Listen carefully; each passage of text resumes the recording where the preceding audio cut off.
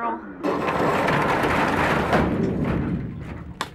In the South, they're not used to immigrants or any other culture that is new. They reject it.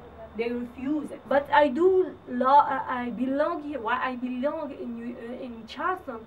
Because I do love Charleston. That's why I belong here, because I love it.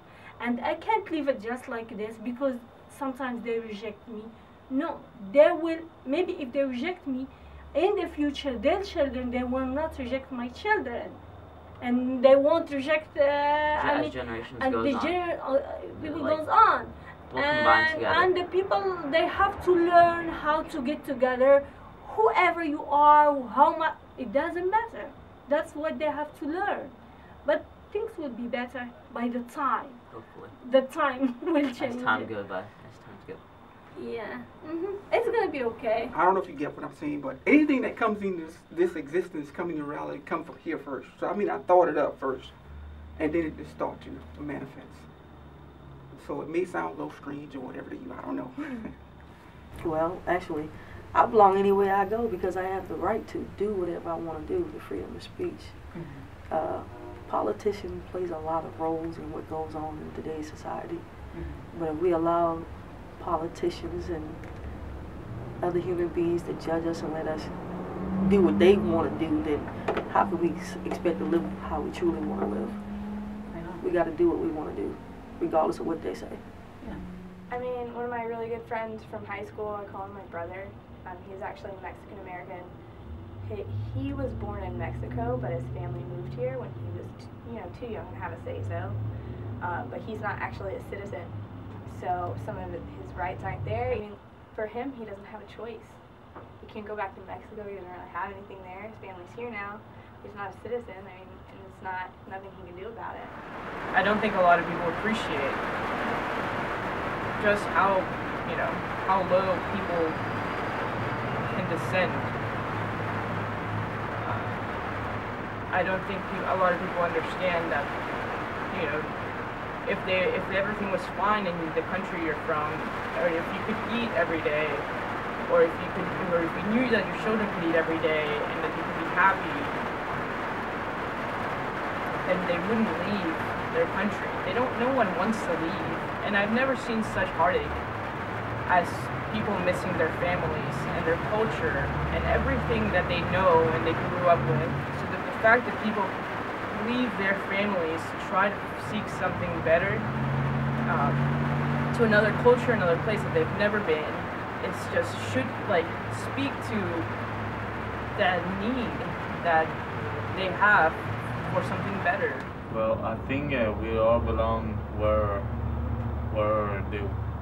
we want to be, So because you have some certain family in the south or in the north, or if you make new friends or you met new people, so of course they start to love you and you share the love, and you can't just go back wherever you came from. You just stay wherever they want you to stay, right? So I feel that way because I'm not belong from here, but I wish I could, or if they let me stay here, I mean I would, because I feel like so many people like me to stay here, they want me to stay here, but until the law changes, so who knows, everything is possible. All depends on who you want to trust, who you pray, or who you decide to love. St. Francis of Assisi. My patron saint. Do you know what he said? No. Wait, let me think. This is big. He's the man. Is it the golden rule kind of thing? No. I don't remember. Blocked it all out. Preach the gospel at all times, and on occasion use words if absolutely necessary. So you don't need any words, it's your actions. It's just how you relate every day to people. And the hardest thing is when they're not kind to you. So, it's easy to like somebody that's liking you. It's easy to love the lovable.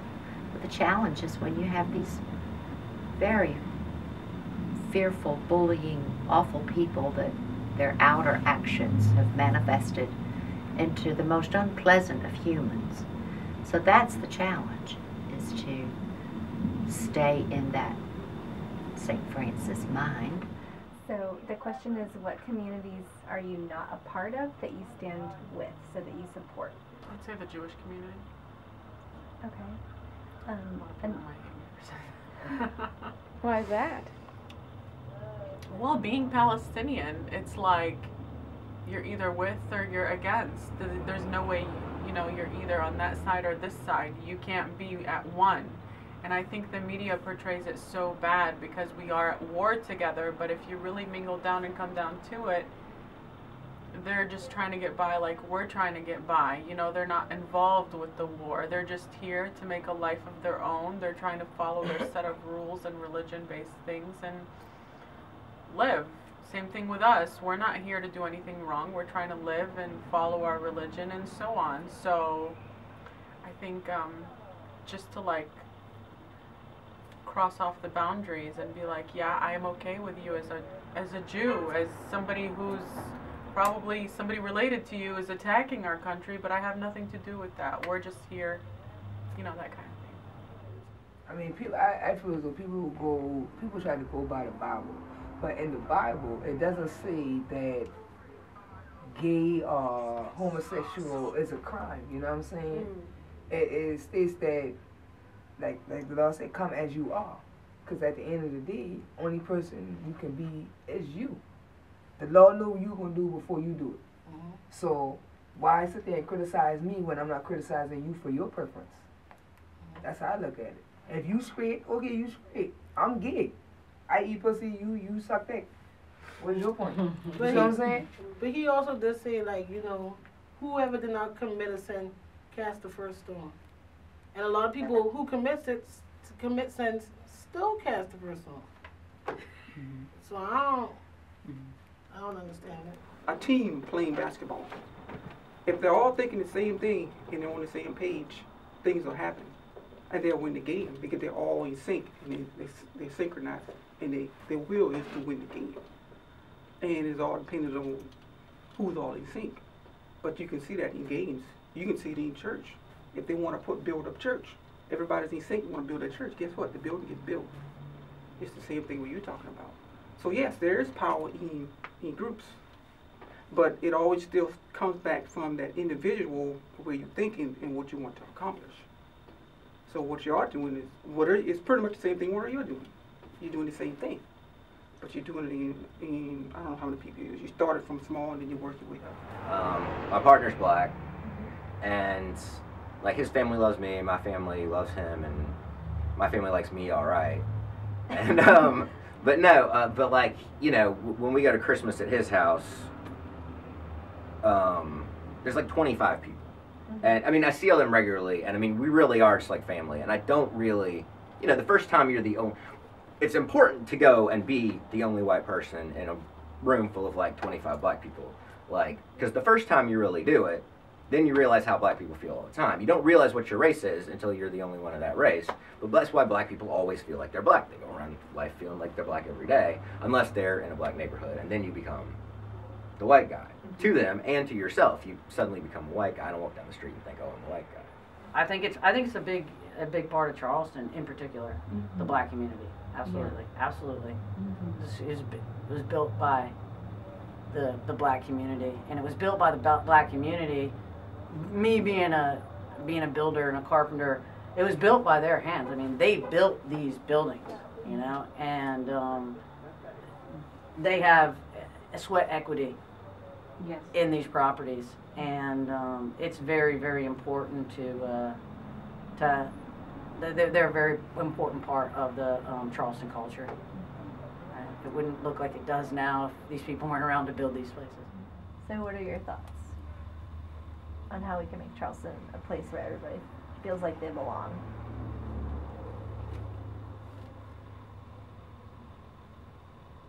Let me prove it to you.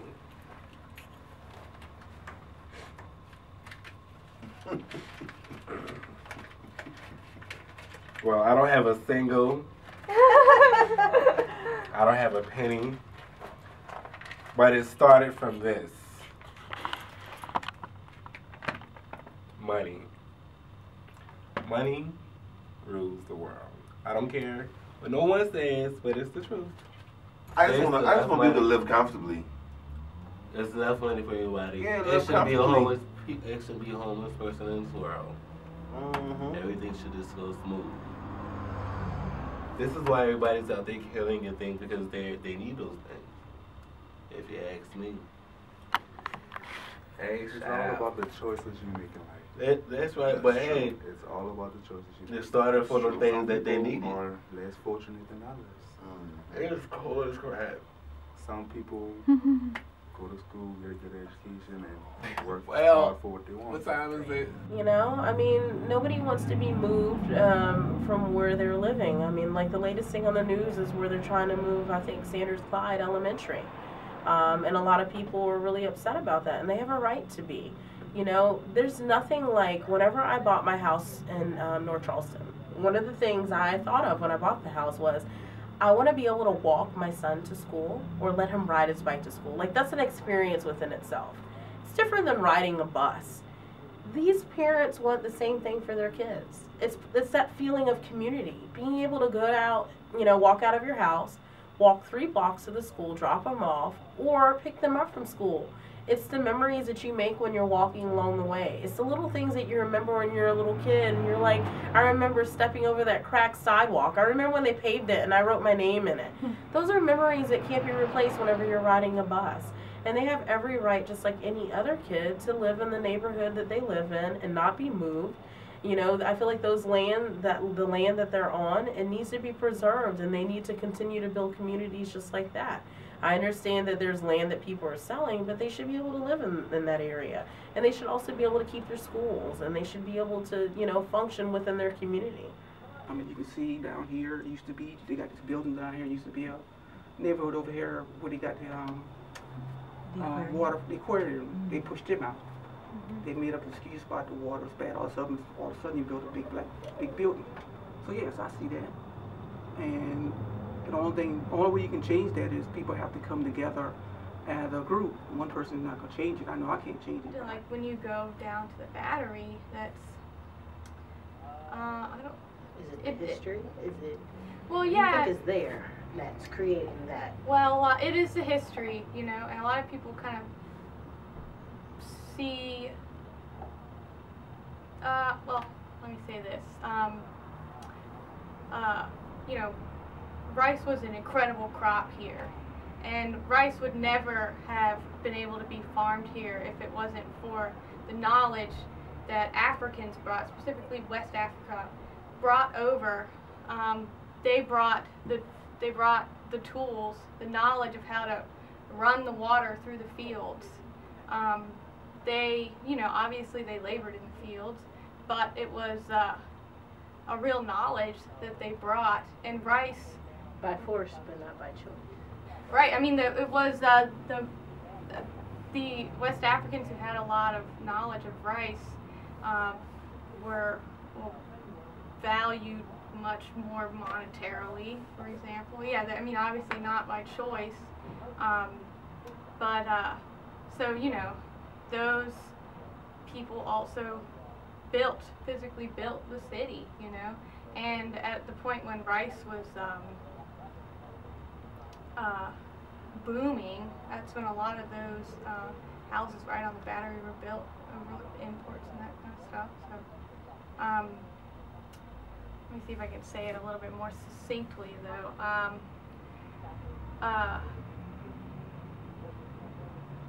When you walk around and you see this kind of opulence, and then you think of the torment of slavery, it's a pairing of two elements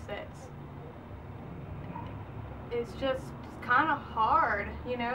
It's hard when I see tour guides like looking at these buildings like, you know, they're architectural gems, and, you know, perhaps they are, but I don't see how anyone can look at those buildings and not see the utter torment. But if you're a strong person, I think that you should stay in fight. You know, that's the only way change is going to come.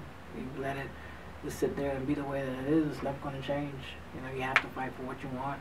You know, people in the past, you know, the day wouldn't be the day, you know, how it is today if people in the past didn't fight for what they believed in, you know. So, that being said, I mean, the only way things are going to change is if people fight. So, stay and fight all the way, 100%.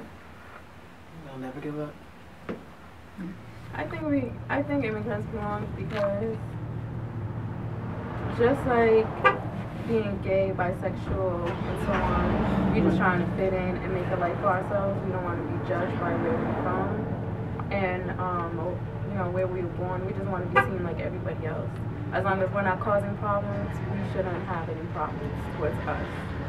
You know, that's just how I feel. It's kind of weird that we favor some immigrants over others based on our relationships with their countries. And, you know, for instance, Mexico, obviously, because geographically it's close, so we have an immigration issue with Mexico, but what makes them any worse than somebody from, you know, let's say Britain, or, you know, somebody that's from Ireland? I mean, why is it easier for them? Yeah, for example, here we were with my brother and I. We were at the bar with two girls. We met them there, and we were talking to each other, you know. But my brother lied to his girl, and he said he was Italian, and I said that was from my country, you know, Guatemala, because I don't like to lie about my country. And I said, oh, yeah, born in Guatemala. But the other girl was so interested to my brother because he said he was Italian, and the other one ignored me because I said I was from Guatemala. So my brother came up to me, he said, bro, you gotta say you grew up in Italy so you will see the difference. And I was like, no, I won't say that. That's not like, just for tonight. And I was like, okay. So I start talking to this girl again, and I say, yeah, I born in Guatemala, but then I moved to Italy, and we both grew up together, finally. And the girl was so interested in me after that. And she was, oh my God, for real? Oh, so you speak that? Yeah, bambina. Grazie, grazie. Spaghetti. And then we ended up at this place, so we'll have a good night, you know, after a big lie. Yeah, so I couldn't believe that. Ya, o sea, actividades en conjunto sí tienen. Mis amigos que son straight, mis amigos gay, sean latinos o sean americanos, hay las actividades, pero algún movimiento o algo real que haga que esto tenga un apoyo, que sea algo no mal visto o no discriminado, es lo que no sabría cómo hacerlo, cuál sería la vía. Actividades sí hay, si es de salir con mis amigos, se sale, si es ir a mi casa, voy a mi casa, o sea, sí hay pero no sabría algo más fuerte que soporte en realidad la discriminación. There's nothing going to change until you change from within here. So that's why I say everything that out here will have to come from here first. That means your thinking, your perception of things going to have to change. If that don't change, then out there is not going to change. But when you change in here, then out there is going to change also. The African American gay community here in Charleston. It's suffering. Actually, I saw a ray of hope. This was after the election, probably like a month. And I'm driving from Food Lion, la la la, you know, got my ice cream, like, yay. I turn over right across from the high school that they're fixing, I can't remember, math and science. It's in the back, one in the front. Okay, across the street from that, I'm driving, I look and I'm like, those are two black lesbians holding hands, oh my God, and they were like 18 years old. I wanted to stop the car and be like, oh my God, I love you too. Like, they were holding hands. One was really butch with boxer shorts. The other was really femme with like weave and all that, looking really cute. I was like, holy shit, in the middle of the day. That to me blew me away. In that area of town, I was like, oh my God, that's fucking awesome. Because those girls, I don't know whether they know it or not, but that's a statement. That's a huge freaking statement. So yeah, there's hope. There's hope. I didn't have any hope before that day. But now, like, I do. Somebody gays. Well. Somebody Latinos, everybody all over the world who's out there working, who's out there struggling, trying to get a dollar the right way. Just keep doing what you know best. but better. And God bless.